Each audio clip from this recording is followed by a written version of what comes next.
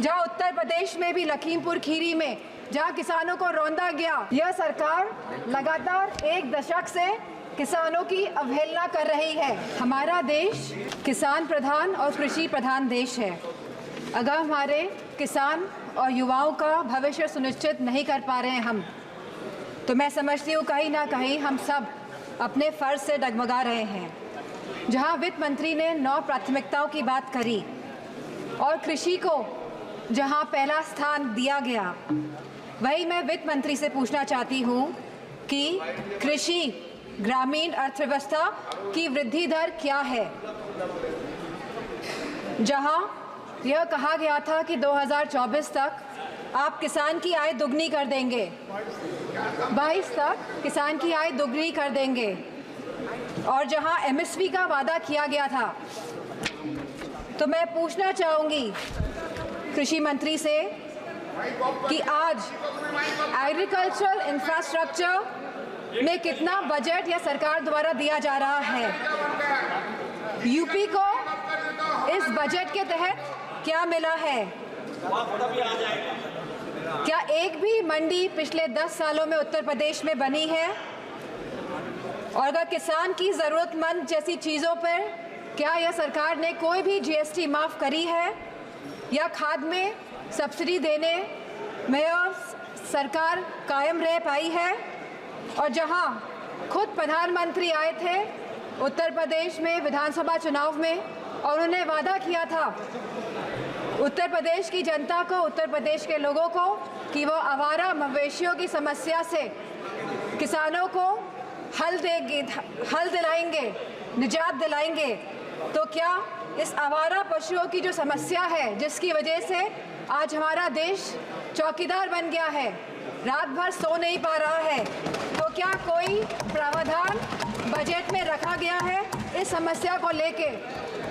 इसी के साथ जहां किसान आंदोलन में लगभग 700 किसानों ने अपनी जान गंवाई, जहां उत्तर प्रदेश में भी लखीमपुर खीरी में जहां किसानों को रौंदा गया मंत्री जी के बेटों द्वारा, हम पूछना चाहते हैं इस सरकार से कि जहां जो 2014 से 22 तक लगभग 1 लाख किसानों ने आत्महत्या की है, तो हम वित्त मंत्री से पूछना चाहते हैं कि प्रधानमंत्री फसल बीमा योजना के तहत कुल किसान लाभ कितना मिला है और कहीं इसमें गिरावट आई है तो कितनी गिरावट आई है। यह सरकार लगातार एक दशक से किसानों की अवहेलना कर रही है। गांव की अर्थव्यवस्था पूरी तरह चरमरा गई है और इसकी एक बड़ी वजह महंगाई है। और जहां मनरेगा में इस सरकार ने 89,000 करोड़ का बजट दिया है, तो हमारी मांग है कि कम से कम 100 दिन की वेजेस मनरेगा के तहत लोगों को सुनिश्चित करी जाए और लगभग 20% मनरेगा का बजट बढ़ाया जाए। इसी के साथ शिक्षा बजट में भी लगातार हमारा घट रहा है, जहां यह केवल आज 2.5% है of the total budget spending allocation, और जहां यूनेस्को ने ये बेंचमार्क दिया है कि लगभग यह 4 से 6% तक होना चाहिए, वही यूजीसी के फंड्स लगातार घटाए जा रहे हैं और इसको लगभग इस बार 7 से 61% घटा दिया गया है। जहां हम बात करते हैं सस्ती और अच्छी शिक्षा की, वहीं यह सरकार लगातार शिक्षा बजट में बजट जो कम कर रही है, तो मैं समझती हूँ इनकी नीयत कहीं साफ नहीं है, मंशा कहीं सही नहीं है हमारे देश के युवाओं के और स्टूडेंट्स के प्रति। वहीं आज हमारे देश का युवा निराश है, जहां निराशा संभव को भी असंभव बना देती है। तो मैं समझती हूँ जो वादे किए गए थे, जो रोजगार को लेके, सरकार पूरी तरह इसमें विफल रही है और लगातार बेरोजगारी दर बढ़ रहा है। जहां आज ये बेरोजगारी दर 9.2% है और जहां महिलाओं का बेरोजगारी दर 18.5% है। तो मैं समझती हूँ लगातार युवाओं का मनोबल गिराने का काम इस सरकार ने किया है और अग्निवीर जैसी योजना ला के इस सरकार ने नौजवानों का, युवाओं का, इस देश की प्रतिष्ठा का सम्मान गिराने का काम किया है।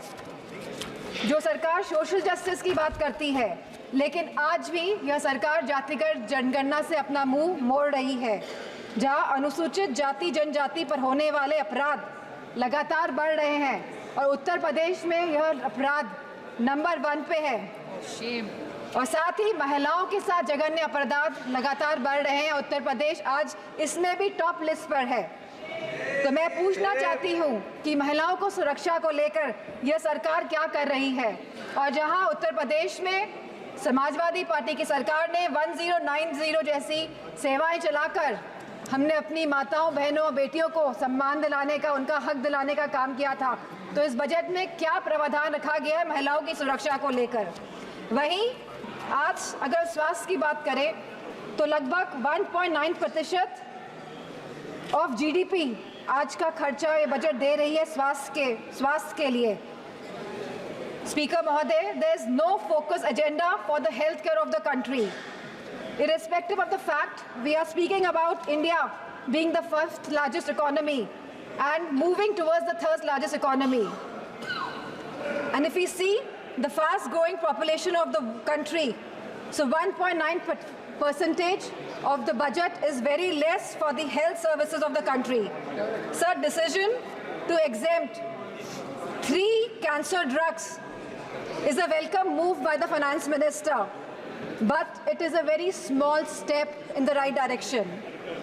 Sir, मैम, हमारे उत्तर प्रदेश में लखनऊ में एक कैंसर इंस्टीट्यूट जिसमें लगभग 1000 करोड़ रुपए लगे हैं वो तैयार है, लेकिन ना केंद्र की सरकार ना स्टेट की सरकार ये सुनिश्चित कर रही है कि सुचारू रूप से वो कैंसर इंस्टीट्यूट चल सके, क्योंकि कैंसर के केसेस लगातार देश में बढ़ रहे हैं। और मेरा मानना है कि अगर ये कैंसर इंस्टीट्यूट सही ढंग से सरकार चला लेती है तो सस्ता इलाज हम अपने देशवासियों को दे पाएंगे। Ma'am, there is a massive gap between the demand and supply in the healthcare center, in the healthcare infrastructure. The doctors, the nurses, the technicians, इन सब की बहुत भारी कमी है।